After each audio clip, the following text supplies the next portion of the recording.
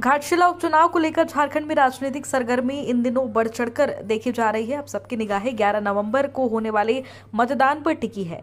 इस उपचुनाव में सियासी अटकलें भी तेज है। झारखंड मुक्ति मोर्चा ने दिवंगत मंत्री रामदास सोरेन के पुत्र सोमेश सोरेन को मैदान में उतारा है, जबकि भाजपा ने झारखंड के पूर्व सीएम चंपई सोरेन के पुत्र बाबूलाल सोरेन को, वहीं जयराम महतो की पार्टी जेएलकेएम की उम्मीदवारी ने मुकाबले को त्रिकोणीय बना दिया। इस पर भाजपा के प्रदेश प्रवक्ता अजय शाह ने कहा कि घाटशिला उपचुनाव में भाजपा प्रत्याशी बाबूलाल सोरेन की जीत पक्की है, क्योंकि बाबूलाल सोरेन लगातार अपने क्षेत्र में बने हुए हैं।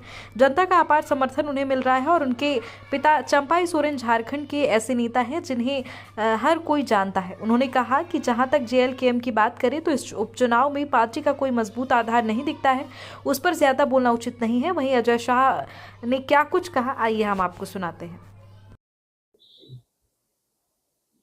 अजय जी, घाटशिला उपचुनाव को लेकर जो है सियासी हलचल बढ़ रही है और इन दिनों देखा जा रहा है कि जो बीजेपी पार्टी है और ये दो पार्टियों की लड़ाई यहाँ देखी जा रही है, बीजेपी और जेएमएम। इधर जेएलकेएम भी जो है अपना दावा मजबूत करने में लगी है।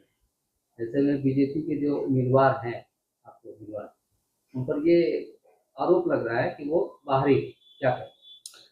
देखिए, जिस गति के साथ, जिस ऊर्जा के साथ और जिस नियत के साथ हमारे युवा नेता बाबूलाल सोरेन जी लगातार क्षेत्र में बने हुए हैं, पिछले 10-15 सालों से बाबूलाल सोरेन जी घाटशिला में सक्रिय है और जहां पर आम तौर पर नेता चुनाव हारने के बाद में क्षेत्र को छोड़ देते हैं, बाबूलाल सोरेन जी पिछले 1 साल से लगातार क्षेत्र में हर सुख दुख में शामिल हुए हैं और इस बार हम पूरी तरह से आश्वस्त है कि बाबूलाल सोरेन जी चुनाव जीतेंगे।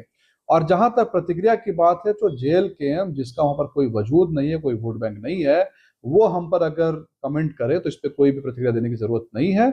और अगर आप वोट का प्रतिशत देखेंगे तो भाजपा को आज तक पिछले सभी चुनावों में, पिछले विधानसभा में सबसे ज्यादा वोट 75,000 वोट आए हैं। और वहां पर एक बात को लेकर और भी चर्चा है कि जिस तरीके से हफीजुल अंसारी जी को मंत्री बनाया गया, जिस तरीके से जगन्नाथ महतो जी की मृत्यु के बाद में बेबी देवी को मंत्री बनाया गया, उस हिसाब से रामदास सोरेन जी के परिवार के साथ में न्याय नहीं हुआ है। और कहीं ना कहीं वहां के लोग इस बात को लेकर चर्चा कर रहे हैं कि सोरेन परिवार के साथ वहां पर अन्याय हुआ है और इसका गुस्सा, इसका क्रोध जो है वो झारखंड मुक्ति मोर्चा के खिलाफ जाएगा।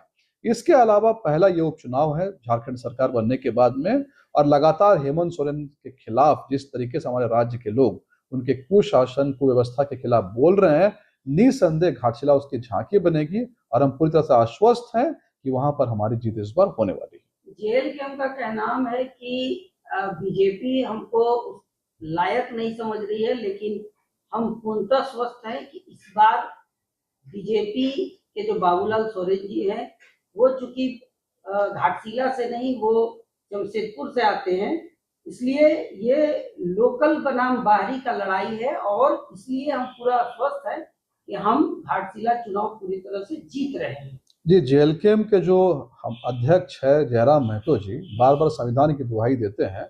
जयराम महतो जी, मुझे ये बता दें कि संविधान की किस धारा में ये लिखा हुआ है कि कैंडिडेट जो है, इस जिला का कैंडिडेट वहां लड़ेगा या फिर नहीं लड़ेगा, या मुझे ये बता दें कि रिप्रेजेंटेशन ऑफ पीपल एक्ट जो इलेक्शन कमीशन का है, उसके किस धारा का वायलेशन बाबूलाल सोरेन जी ने किया है।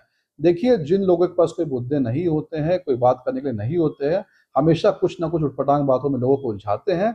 बाबूलाल सोरेन जी वहां पर लोकप्रिय नेता है। आप मीडिया के बंधु वहां पर जाए, सर्वे करें, आपको मालूम चलेगा कोई व्यक्ति लगातार क्षेत्र में अगर बना हुआ है तो बाबूलाल सोरेन है। और जहां तक बाहरी भीतरी की बात है तो बाबूलाल सोरेन के पिता श्री चंपई सोरेन जी वहां पर कितने लोकप्रिय नेता है ये बताने की जरूरत नहीं है।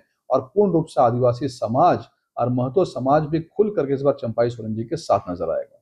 मेरा अंतिम सवाल है सर कि इन दिनों आप खुद देख रहे होंगे, एक पोस्ट जारी कर जेएलकेएम ने बताया है कि हम अगर ऊपर गाड़ी पे चढ़ के नॉमिनेशन के लिए गए थे, जिस पर आपने देखा होगा कि डीसी साहब ने संज्ञान लिया है कि ये जो है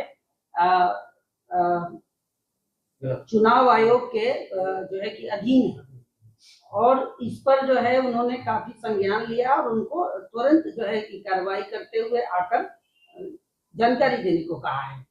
तो इस पर उन लोगों ने लगातार फोटो शेयर किया और मोदी जी की कई फोटो और अन्य पार्टियों की भी फोटो जारी करके कहा कि ये दबाव है, हमसे डर गए हैं, जिसके वजह से खासकर चुनाव आयोग से हमें नोटिस जारी कराया जा रहा है। इस पर क्या कहेंगे? देखिए, हमारे देश में चुनाव जब भी होते इलेक्शन कमीशन का अपना कोई कैडर नहीं होता है। इलेक्शन कमीशन लोकल ब्यूरोक्रेसी के साथ में चुनाव में इफेक्टिव होती है और जिस जगह भी चुनाव होता है वो इलेक्शन कमीशन सारे एडमिनिस्ट्रेशन को अपने हाथ में लेता है।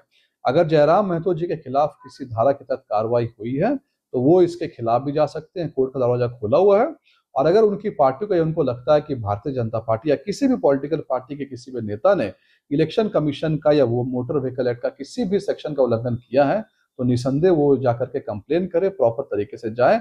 अगर हमारे पार्टी के किसी नेता ने ऐसा उल्लंघन किया है तो उनके लिए भी कानून अपना काम करेगी। हम कानून का सम्मान करते हैं और जो कानून कहता है उसके तहत कार्रवाई सब पे होनी चाहिए। एक सवाल है अजय जी, जो गठबंधन धर्म नहीं निभाया बिहार चुनाव में जेएमएम के साथ,